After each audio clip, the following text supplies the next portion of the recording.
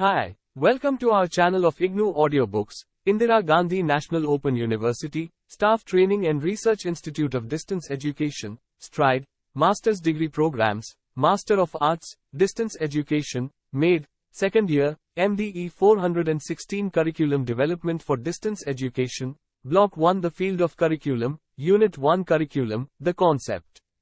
1.0 Objectives. After completing this unit, you should be able to explain the different interpretations of the concept curriculum.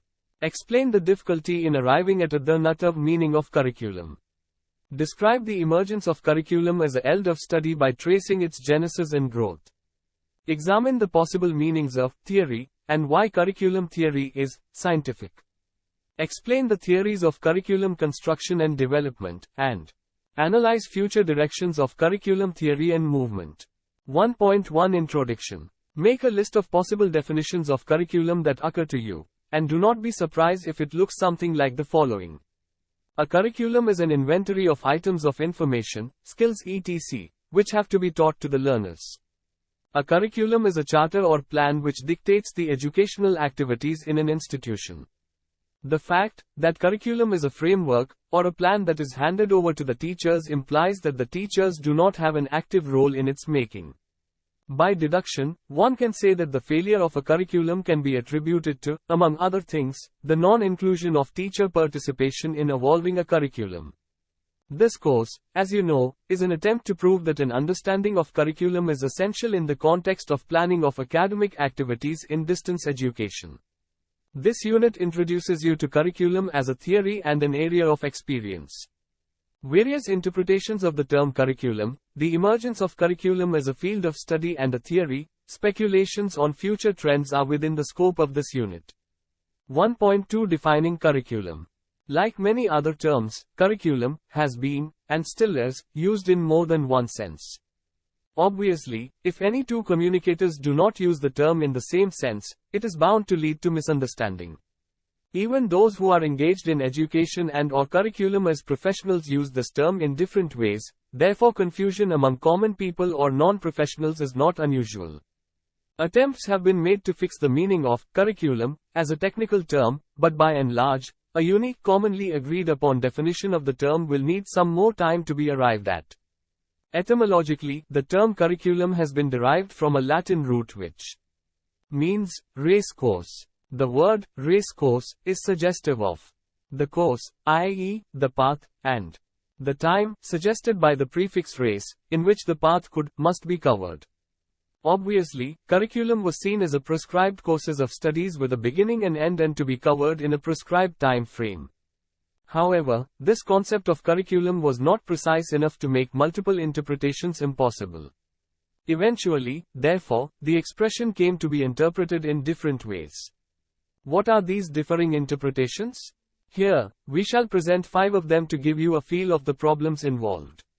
1.2.1 Meaning and concept of curriculum. It is difficult to give an exact and adequate definition of the term curriculum because of its comprehensiveness and complexity. Some definitions are general and some others are specific in connotation. You should read carefully the following definitions are general and some others are specific in connotation. You should read carefully the following definitions and try to comprehend the meaning and scope of each definition suitable to your context, purpose and relevance. 1.2.2 Define curriculum. All the learning which is planned and guided by the teacher, whether it is carried on in groups or individually inside or outside the school. 1960. As a systematic organization of instructional content and related activities designed to provide students with a sequence of meaningful learning experiences. Davis, 1962. Curriculum is the sum total of student activities which the school sponsors for the purpose of achieving its objectives. Alberti and Alberti, 1959. Formulation and implantation of an educational proposal to be taught and learnt within schools or other institutions and for which implementation and its efforts. Jenkin and Shipman, 1975. Curriculum refers to the total structure of ideas and activities developed by an educational institution to meet the needs of students and to achieve desired educational aims. Derek Rountree, 1981. A curriculum is all of the experiences that individual learners have in program of education whose purpose is to achieve broad goals and related specific objectives, which is planned in terms of framework of theory and research or past and present professional practice. Glenn Hass, 1987. A curriculum is a structured series of intended learning outcomes. Johnson, 1957. This explanation emphasizes that learning outcomes and not learning experiences constitute the curriculum. These outcomes are linked with objectives. A curriculum is an attempt to communicate the essential principles and features of an educational concept in such a form that it is open to critical scrutiny and capable of effective translation into practice. Lawrence Stenhouse, 1975. Here, curriculum has been viewed as an attempt, an activity aimed at communication. A curriculum is the formulation and implementation of an educational proposal, to be taught and learnt within schools or other institutions and for which that institution accepts responsibility at three levels: its rationale, its actual implementation and its effects. Jenkin and Shipman, 1975. A curriculum is an organized set of formal educational and/or training intentions. David Pratt, 1980. A curriculum is all of the experiences that individual learners have in a program of education whose purpose is to achieve broad goals and related specific objectives, which is planned in terms of a framework of theory and research or past and present professional practice. Glenn Hass, 1987.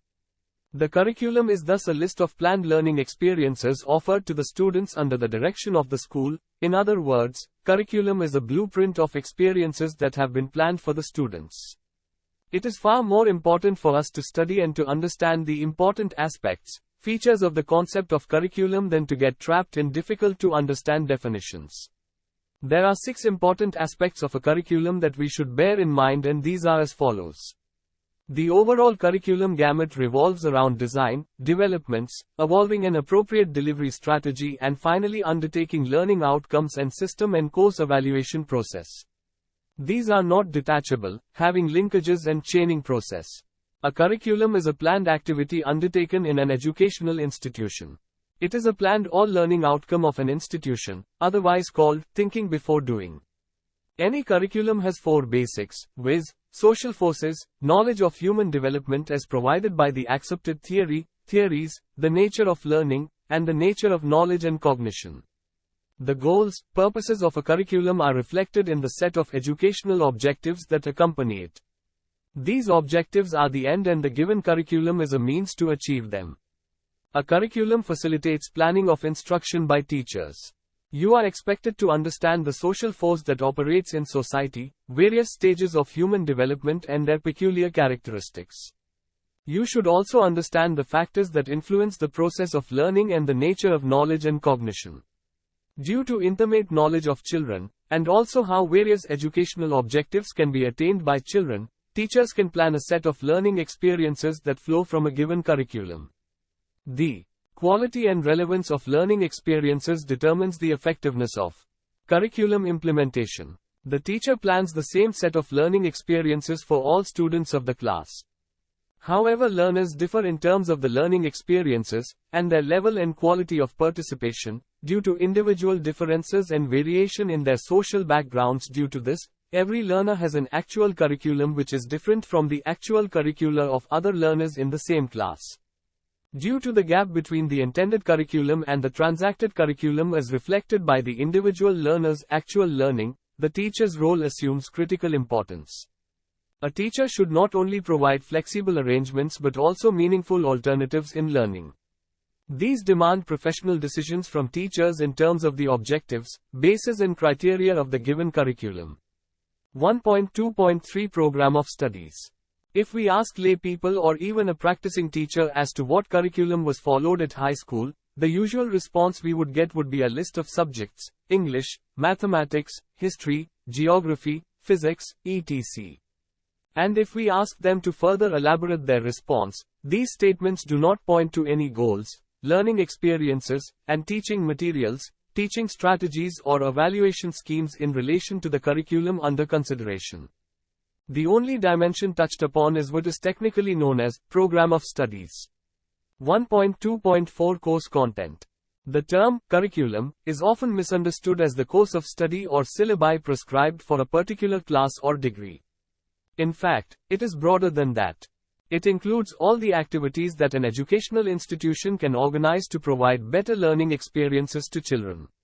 Such experiences include not only the classroom activities but also the social, cultural and playground activities conducted under the direction of an educational institution.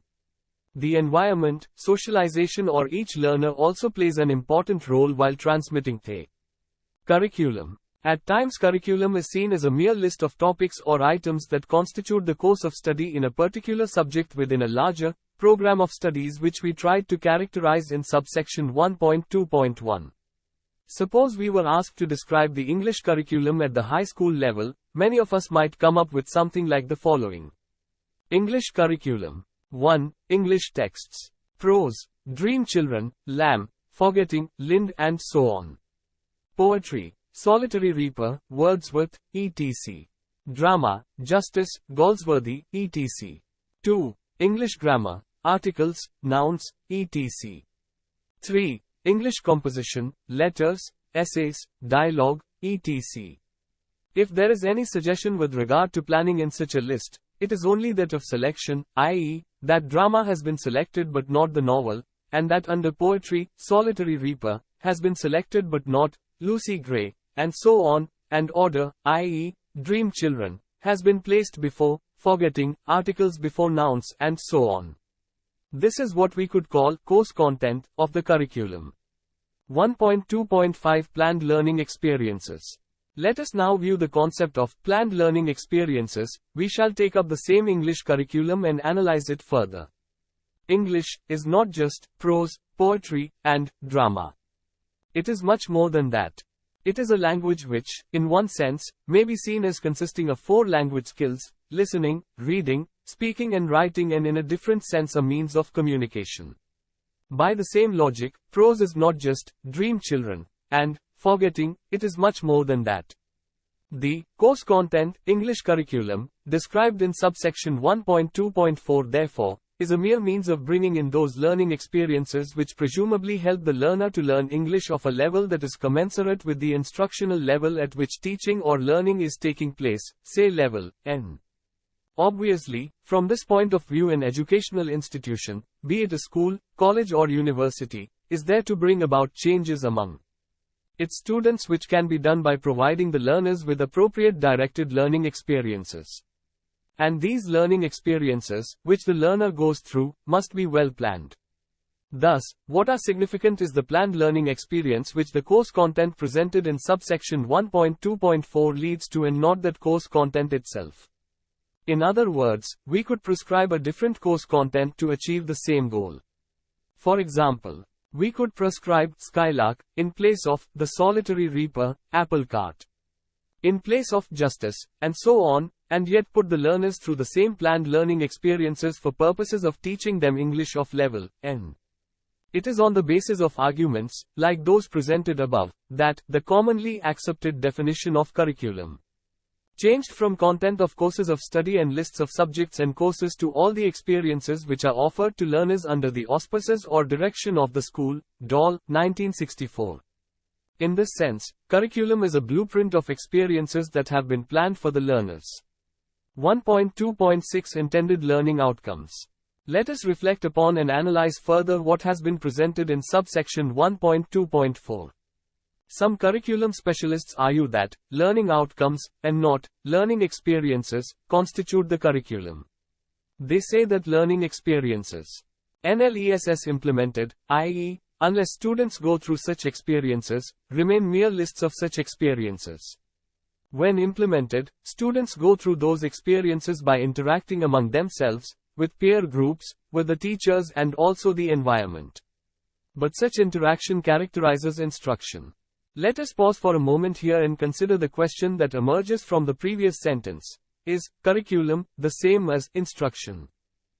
One view, quite emphatically, does not equate instruction with curriculum, as the latter does not prescribe the means, i.e., the activities, materials or even the instructional content to be used in achieving the results. Instead, it prescribes the results of instruction, i.e., the intended learning outcomes. Johnson, 1967. In accepting the definition of curriculum as intended learning outcomes, we have the advantage of 1. Linking explicitly the outcomes with objectives, and 2. Making a distinction between the basic plan and its implementation, i.e., instruction or teaching learning transaction in the above discussion. Going back to our earlier example in subsection 1.2.4, in accordance with this definition of curriculum, the English curriculum may incorporate a statement like the following. At a particular instructional level, say level N, the learner, on the successful completion of the course, will be able to display and/or use purposefully all the 4 language skills commensurate with that level. In such a situation, planned learning experiences, selection, ordering and presentation of the elements of course content, etc., belong to the domain of instruction and not curriculum.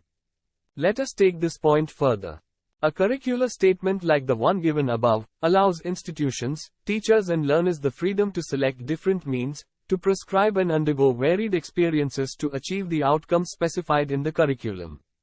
Such a definition of curriculum makes it possible for different institutions to follow differing course contents and schemes of learning experiences and yet bring them together for the same end-of-term examination for certification. It needs to be noted, however, that in such cases even evaluation schemes may differ from institution to institution. In this sense, everything in terms of planning, materials and activities becomes subordinate to the desired terminal learning outcomes. Let us now look at yet another interpretation of the term curriculum. 1.2.7 Plan for action. There are thinkers who have tried to use curriculum as a cover term, i.e., as a broader concept, to include the concepts of program of study, course content, planned learning experiences, and intended learning outcomes. Put differently, they conceptualize the phenomenon called education as an interplay of the following 4 systems.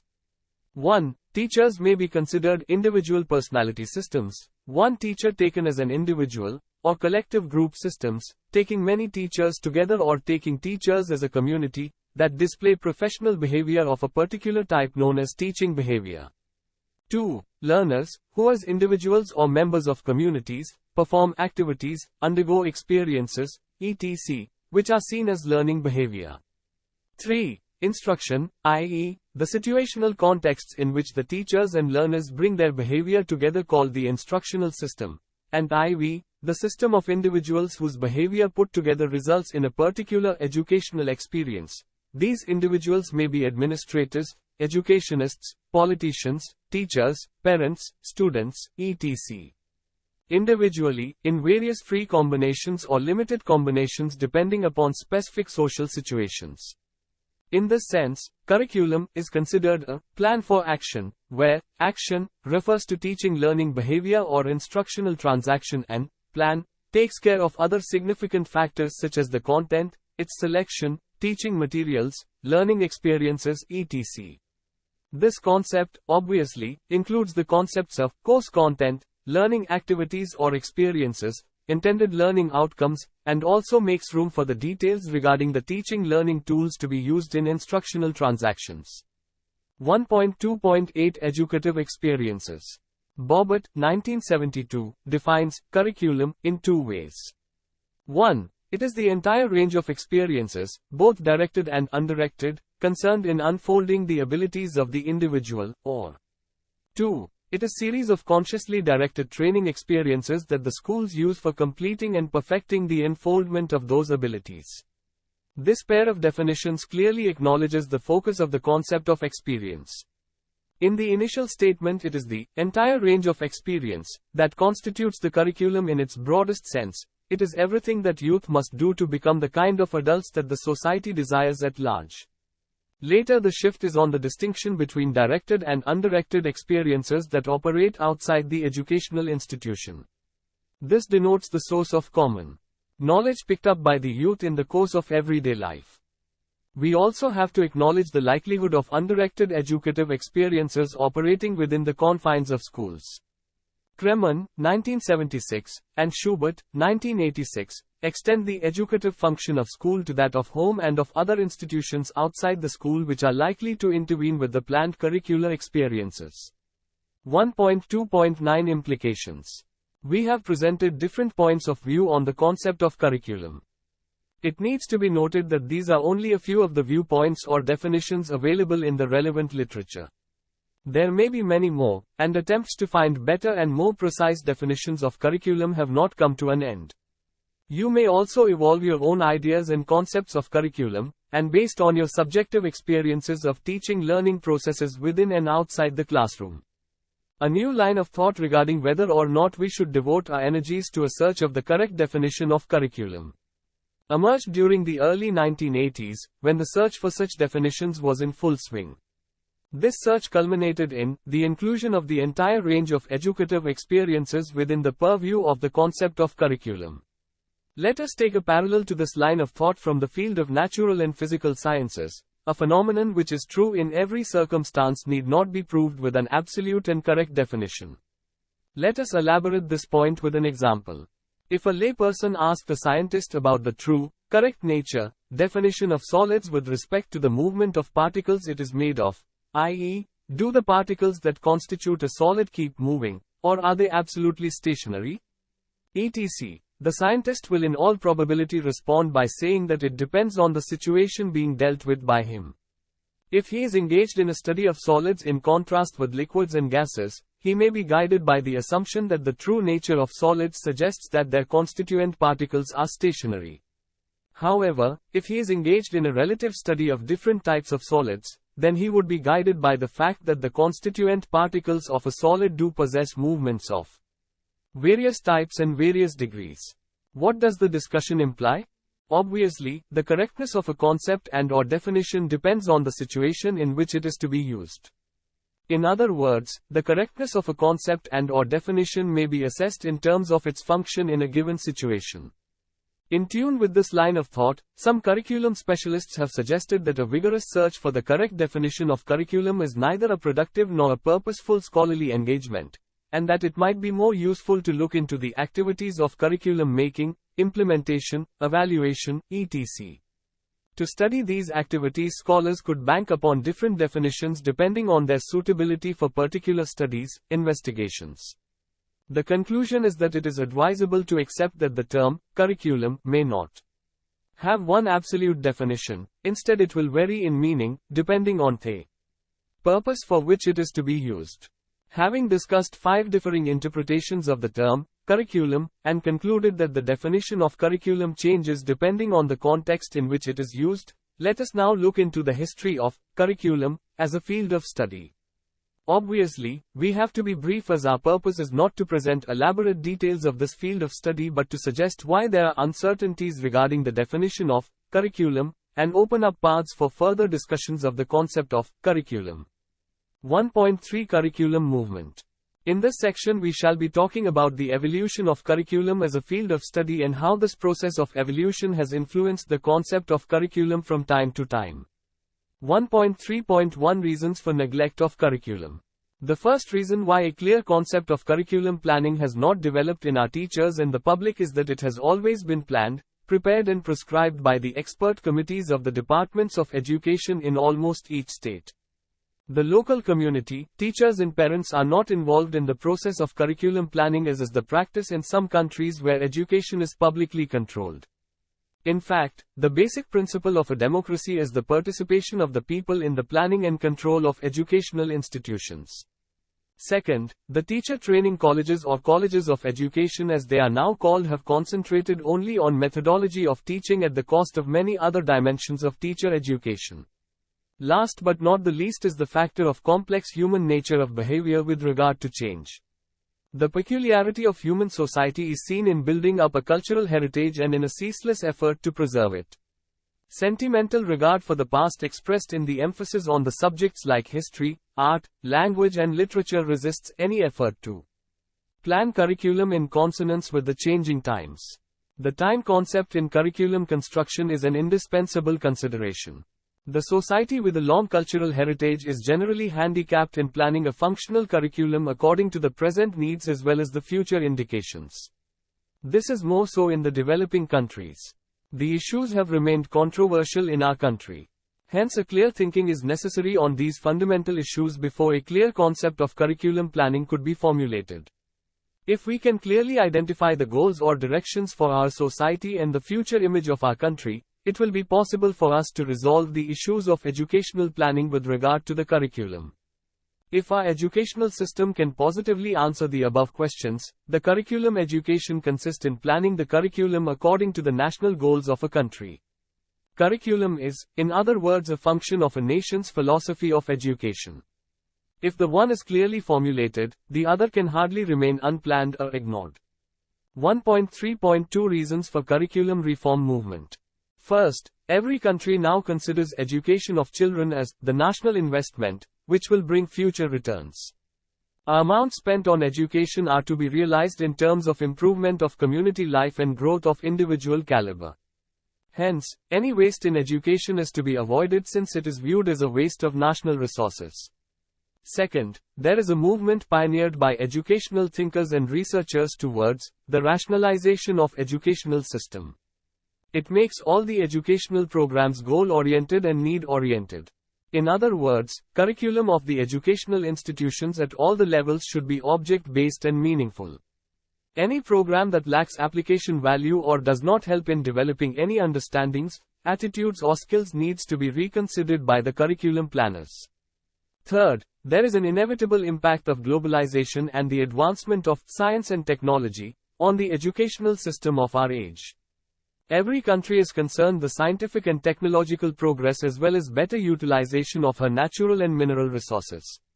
This implies that more scientists and technologists should be produced from the educational institutions and all the citizens should be equipped with scientific outlook and technical skills. Hence the school curriculum has to give due weightage to the study of sciences and the teaching methods are to be so reoriented so as to develop a scientific thinking in children. Curriculum change, based on review, is an essential component of education reform aimed at improving the quality of learning process. Such changes are determined by simultaneous evolution of global, national, local, social, political and economic realities. 1.3.3 The first stage, 1893 to 1938.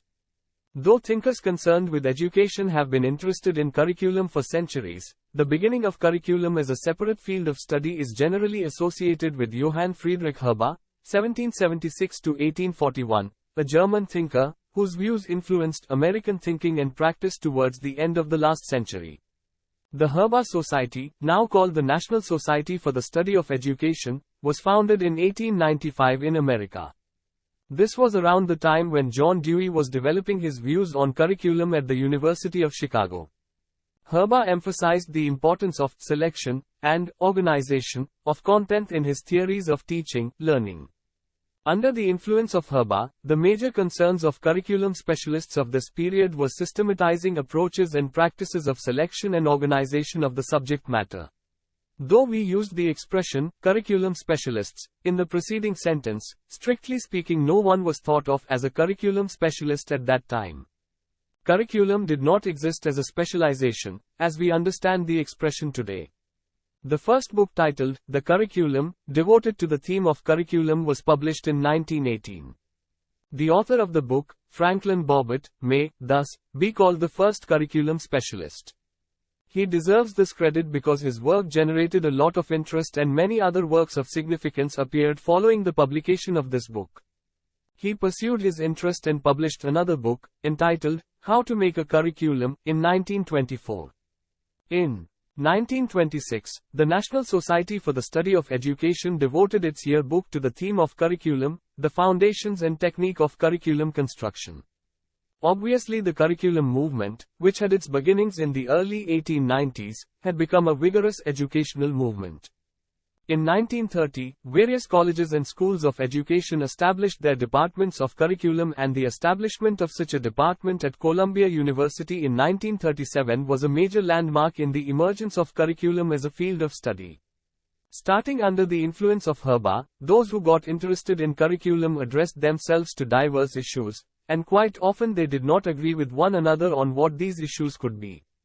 However, in the first 45 years of this movement, approximately the period from 1893 to 1938, the major concerns of the curriculum specialists, see Sagel, 1966, have been identified as follows. 1. The nature of knowledge. 2. The nature of learning. 3. The domain and limitations of the new field of study, i.e., curriculum, and 4. the translation of the theories and principles of curriculum into educational practice. Since 1938, we have come a long way. During the past half-century, curriculum studies have enlarged their field of interest and their influence has become a worldwide phenomenon. Let us now look at this influence in the following subsection. 1.3.4 The second stage, 1939 onwards. Curriculum studies as a discipline has been an area of active interest throughout the world. During the last 50 years, curriculum has been a dynamic field of research and the worldwide activity in this field seems to have brought about a shift in the issues concerned.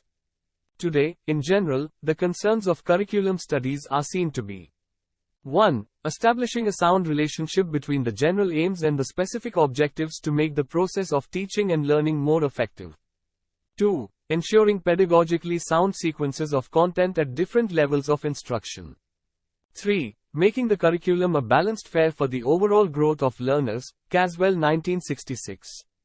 Though these concerns do appear as the most clearly identifiable common concerns of curriculum specialists, divergence among their views and interests persists. Especially in Sheldon's statement that curriculum is the historically specific pattern of knowledge selected and organized by dominant elites. This, however, need not surprise that curriculum as a field of study is yet to reach a state of maturity. The terminology used in the literature on curriculum and the technical expressions newly introduced in it do lack precision. As indicated in the earlier section, the very definition of curriculum is no exception to this situation. Let us now turn to the definitions presented earlier, and see how the above brief history helps us look into those definitions critically. 1.3.5 Definitions revisited. The first and the second definitions of curriculum, see subsection 1.2.1 and 1.2.2, emphasize selection and organization of the information which the students are expected to acquire and master. Obviously, these definitions are embedded in the Herbartian views which formed the foundation of the curriculum movement when it was a period of exploration into the possible elements of theory and contents of curriculum studies. With the passage of time, new experiences and experiments showed that the situation, or condition, under which learners meet or interact with the information, i.e., content, presented to them is as important as selection and organization. This view became quite strong during the late 1940s, and remained so through the 1950s to the 1960s. This brings us to the third definition, i.e., curriculum consists of all the experiences which are offered to learners under the auspices or direction of the school, Doll, 1964. This definition, though more comprehensive than the first two, was attacked in the early 1960s on more than one account. Consider the following reactions to this definition. 1. Some thought it was too broad to be of any real use at the functional, pragmatic level, as it was difficult, if not impossible, to prepare taxonomies of experience for teachers to be guided by. 2. Some thought that it was too narrow as the social situation of the educational institution provided many more experiences which were unplanned and unintended. Having looked at the third definition, we shall revisit the fourth one which we presented in subsection 1.2.4. The strongest proponent of this definition was Johnson, 1967, who emphasized learning outcomes. Johnson argues that learning experiences cannot come into existence unless the learner interacts with his environment, which includes the teacher, the peers, the institutional ethos, etc. This interaction is the teaching-learning transaction rather than the curriculum, which for Johnson is a guide for instruction, i.e., teaching and learning transaction. From this point of view, curriculum is considered a structured series of intended learning outcomes, and the other significant factors such as content, teaching materials, learning experiences and evaluation procedures are seen as the components of instructional transactions. This is clearly a means and ends kind of division. In other words, Johnson believes that the concern of curriculum should be the ends, while the means belong to the domain of instruction, i.e., the teaching and learning transaction. This distinction is seen as a significant contribution in the development of the field of study called curriculum.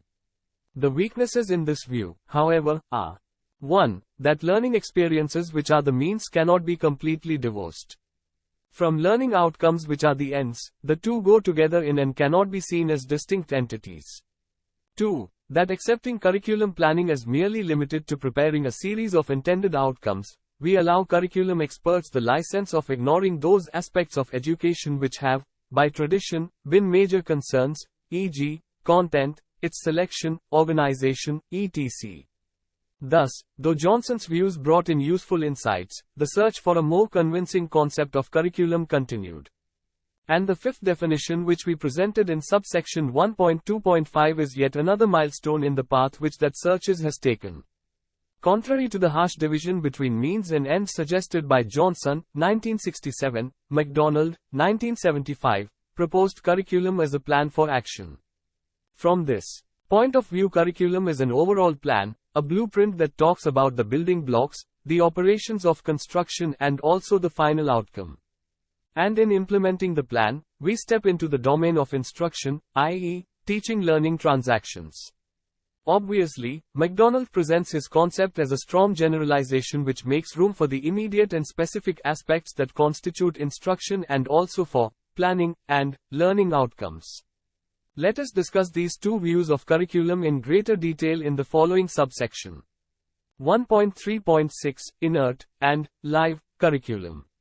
While accepting these broad generalizations, some curriculum experts think of curriculum as a written plan, a written document, called variously the curriculum document, or inert curriculum. Others, however, would like to emphasize what they called operative curriculum, functioning, or live curriculum.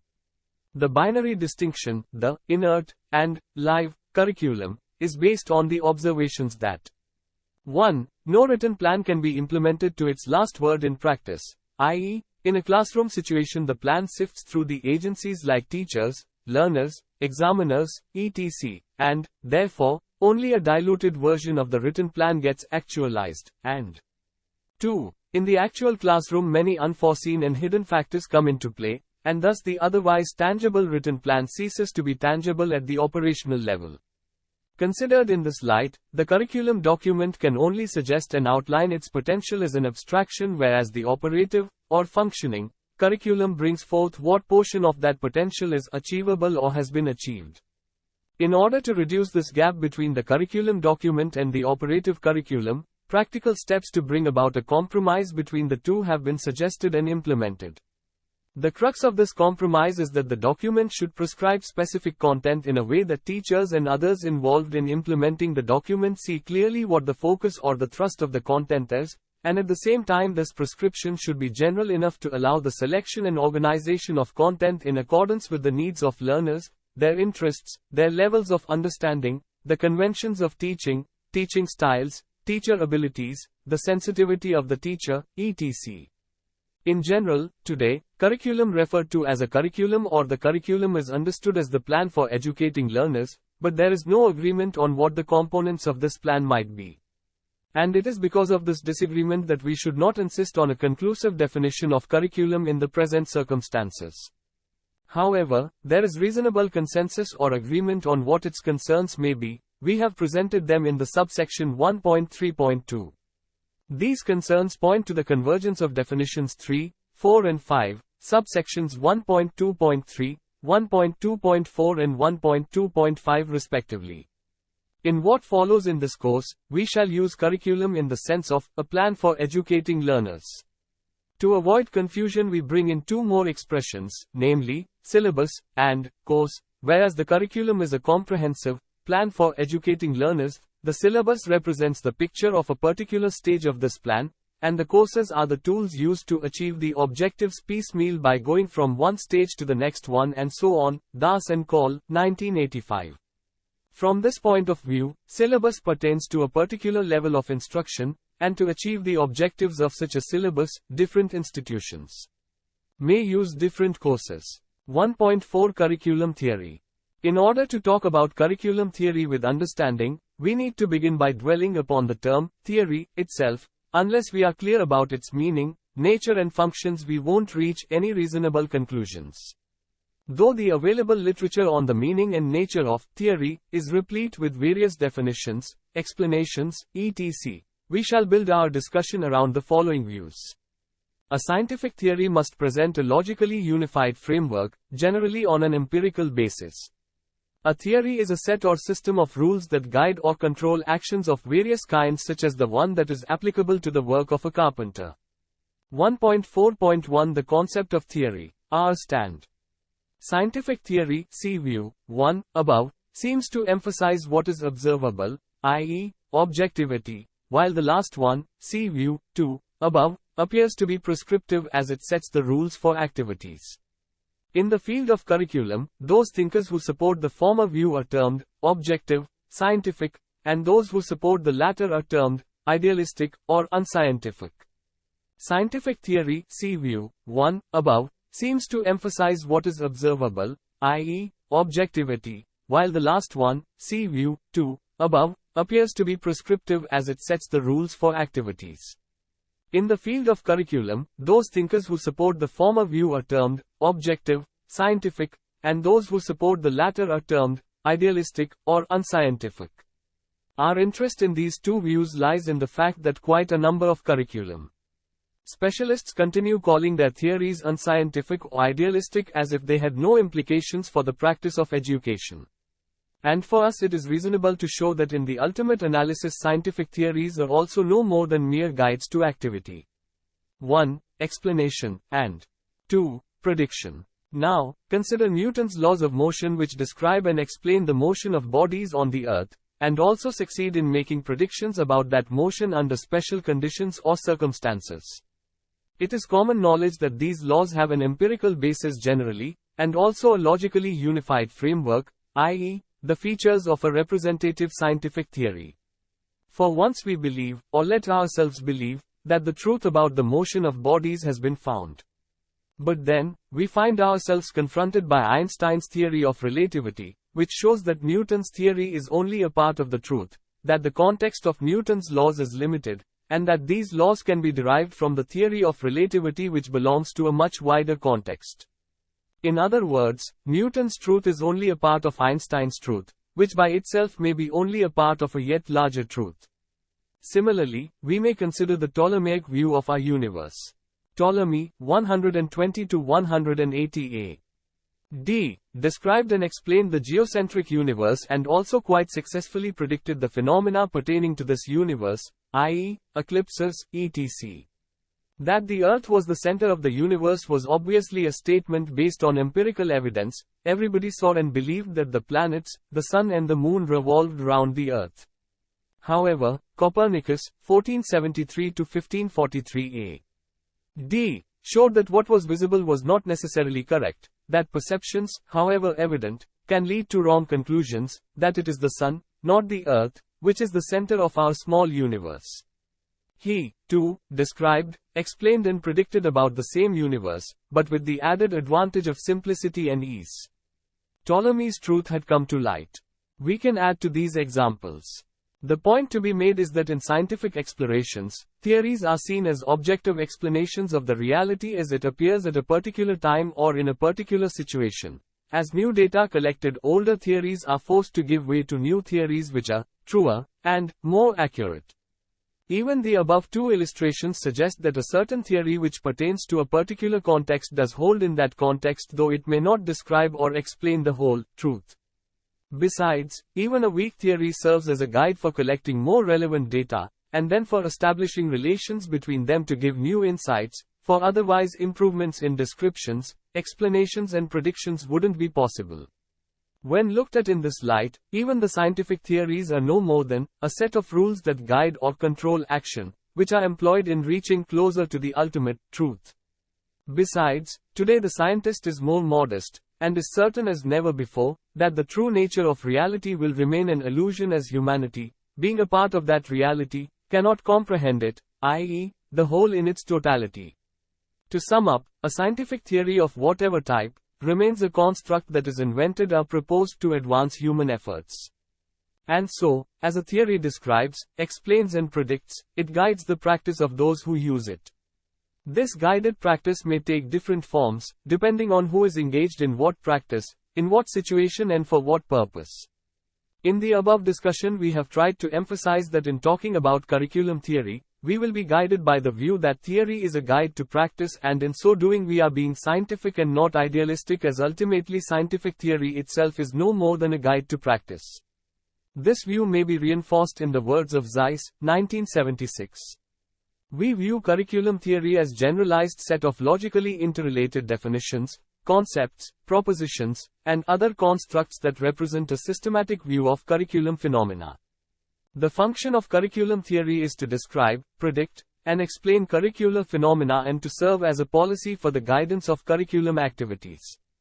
Having made our position clear with regard to our view of theorization in the field of curriculum, we now move on to see what is available as a curriculum theory today. You are listening to this audiobook on Audio Learn IGNOU 1.4.2 Curriculum Theory, a Perspective. Let me begin with how Beecham, 1975, places curriculum theory in its appropriate perspective. Beecham's view is that all theories originate from the basic three categories of knowledge, namely 1. The humanities, 2. The natural sciences, and 3. The social sciences. Most established disciplines may be classified under these categories. From these basic theory areas emerge the second level of theories pertaining to applied areas, engineering, architecture, medicine, education, etc. Theories in these areas, i.e., the applied, practical areas, draw upon the theories in any one or more of the disciplines which come under the basic categories listed above. Theories in education, for example, draw upon theories in philosophy, humanities, sociology, social sciences, etc. Moving on to the third level of classification, Beecham suggests that the theories of education themselves would consist of a few sub-theories, and that these sub-theories would also consist of their own sub-theories, or we may call them sub-sub-theories. This last level is obviously the fourth level of classification. Keeping in mind these views of Beecham, we shall present a model, which gives us an understanding of the perspective in which curriculum theory may be placed. One may or may not accept the views underlying this model, but the model is an adequate base to start from. Let us now consider Fig. 1.1. Look at the screen. Figure 1.1, Theories and their levels, based on Beecham, 1975. It should be clear from what has been presented in Fig. 1 that a curriculum theory must depend on number of other theories from diverse fields. Obviously, it is a formidable task to come up with a perfect, complete curriculum theory. The best curriculum specialists have been able to do so far as what is available to us in the form of models. Among models too, most are mainly of the graphic type. Accordingly, we have presented Beecham's view about the correct perspective of the curriculum theory with the help of the above graphic model, Fig. 1.1. A model of this type is a means of describing the various levels and/or components of the entity that is being described, and at the same time it describes and explains the relationships between those levels and/or components. See the arrows in Fig. 1.1 above. If the entity described involves processes, the model can indicate those processes as well. This design provides an easy approach to building a course, and then it is easy to administer such a design, but it pays little attention to learners' needs. Learner-centered design. Learner-centered designs have as their basis the individual learners and their needs. Under this design, the curriculum evolves as the teacher and learner work together on the learning tasks. Obviously, the design can lead to countless variations. One of them, for example, is based on the experience of learners. The experience design is characterized by the following features. 1. Learners' own interest and needs are identified to shape the curriculum. 2. Planning and activities are the joint responsibility of teachers and learners. And 3. The approach usually follows problem-solving procedures. Obviously, this is a case in which curriculum does not provide for any kind of preparation for life, instead it constitutes life itself. The problem with this design is its loose organization, as it can neither have any horizontal nor any vertical pre-planned structure, and then comes the question of continuity. However, we need to point out that in open distance education it is unusual to come across large learner collectivities who have similar needs and experiences. Quite often they are adults in various professions looking for need-based courses. Besides, such institutions are expected to cater to pure, autonomous learners as well. As such, open distance education institutions must use this design at one or the other stage of their development. Problem-centered designs. Problem-centered designs focus on the issues of actual life, individuals and society. Unlike the learner-centered designs, the problems are pre-planned, and yet they cater to learner needs and experiences. As such, they focus on both the content and the needs and experiences of learners.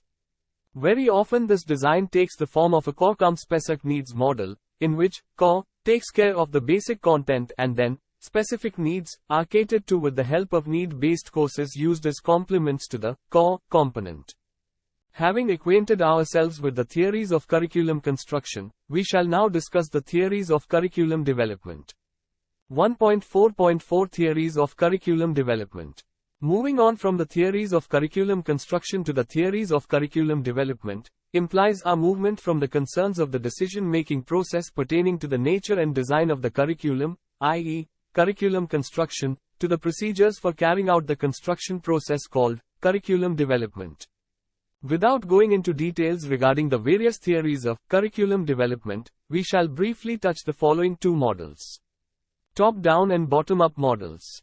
It is to understand the policy-making process in general and policy preferences in policy-making process in particular. Both the approaches are very popular to understand policy formulation process in people's governing democratic systems. 1. Top-down model, and 2. Bottom-up model. The first of these is differently known as line staff, or administrative model, and the second Tabas, 1962, or inverted model. Top-down model. While making policies, the needs are generated by the policy makers or research reports or by preconceived needs. Here the decisions are made by the top policy makers, who may be political leaders or bureaucrats, without involving the lower-level people or public opinion. In the top-down model, the curriculum machine gets into operation with a directive from the authorities of the institution. Following the directive, the institutional faculty prepares the outline of the curriculum with all the needed details. In certain cases, expert committees are appointed to prepare the outline of the curriculum. In case the outline is prepared by the internal faculty, the expert group will discuss it and give it a form which is further discussed at the level of course writers, very often a group of subject specialists, some from within the institution and some from outside the institution. Once the outline is ready, course writers prepare the units. Since a small group conceived, initiated and directed the curriculum development, its effectiveness in the classroom may be questioned. The group may be expanded and the pattern of participation and the nature of responsibility extended to include elected committees of teachers, depending on their professional competency. In short, curriculum development proceeds from the top-down to the grassroots or bottom-up model. Bottom-up model. In this approach, while making policies, the needs are generated by the people or through public opinion. Here the decisions are made with the help of public opinion or with the participation of common people, citizens in democracy, respective organization stakeholders, and by involving the lower level people or public opinion. This is most popular approach in any sovereign, democratic, republic-governed states. Under this model, the open distance institution will depend on surveys already available in various documents, or commission surveys pertaining to selected target groups. The need surveys focus on the target group. Having identified these needs, the following steps will be followed. 1. Formulation of specific objectives in relation to identity ed needs. 2. Selection of content to meet those objectives. 3. Organization of the content in the form of study units, and 4. Selection of learning activities to accompany the content to fulfill the objectives. A word of caution. It is possible that an open distance institution, for example, IGNOU, may use the two models independently for different programs, course, while a combination of the two approaches in certain cases cannot be ruled out. 1.5 Curriculum Movement, Development and Future Directions. By and large, curriculum in the pre-World War I era was subject-centered, in which emphasis was on factual details. Reaching their highest point around 1925, such curricula began to lose their hold in the late 1920s. The social conditions following World War II divided the world broadly into three societies: the Communist Bloc, the Western non-Communist Bloc and the rest of the world, let us call it the third bloc. The Western non-communist bloc felt threatened by the possibility of international communism. And to counter the threat, they felt they needed highly trained personnel at all levels of human activity. This led to a shift in teaching methodology. In most cases, discovery method and problem-solving methods were considered better than the passive memorization method. The emphasis shifted from factual details to the learning of principles and concepts. Briefly, the emphasis shifted from knowing to understanding and application. The emphasis on subject-centered curricula became vigorous around the 1950s when excellence in vocationalism became the guiding principle for the educational enterprise. The influence of such curricula reached its zenith around the mid-1960s. When it was realized that the threat of the international communist movement was not that alarming after all, the student bodies and other influential groups started questioning the relevance of discipline-centered curricula. Starvation, racism, international poverty, issues of equality, liberty, self-actualization, etc., brought forth the idea rather than high-level specialists, good human beings were what the world needed most. Consequently, this led to an upsurge of humanistic curricula in the mid-1960s. In general, humanistic curricula emphasize learners' needs, content related to humanistic goals and cognitive, and aesthetic and experimental learning activities. Besides, the development of the concept and practice of open and distance education has been the important feature of such curricula. Among the various strands of the humanistic curriculum, the one that gets associated with open distance education may prove to be the most influential of them all in years to come.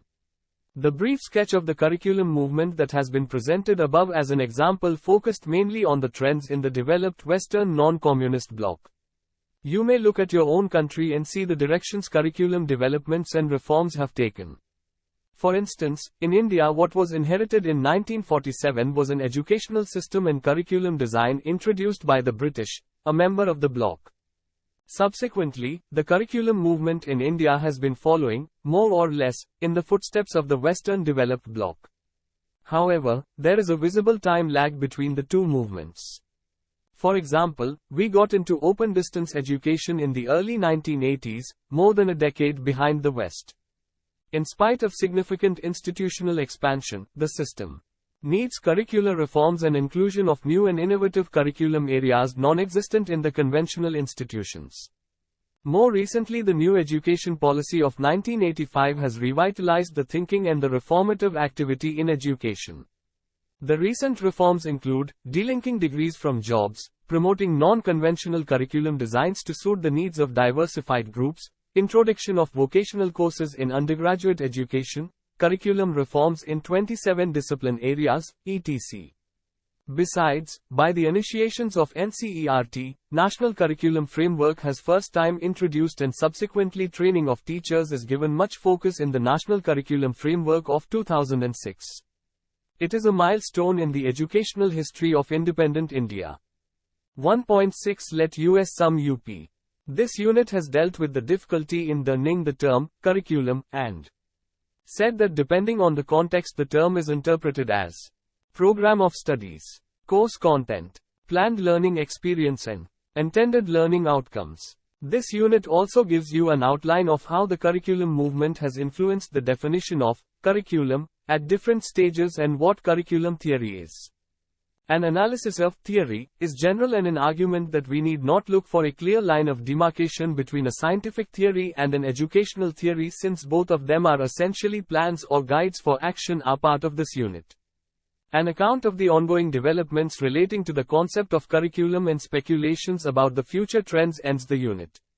In short, this unit is an attempt to see curriculum in a holistic perspective. Thank you. Subscribe to our channel for more updates, and we will see you with the next chapter.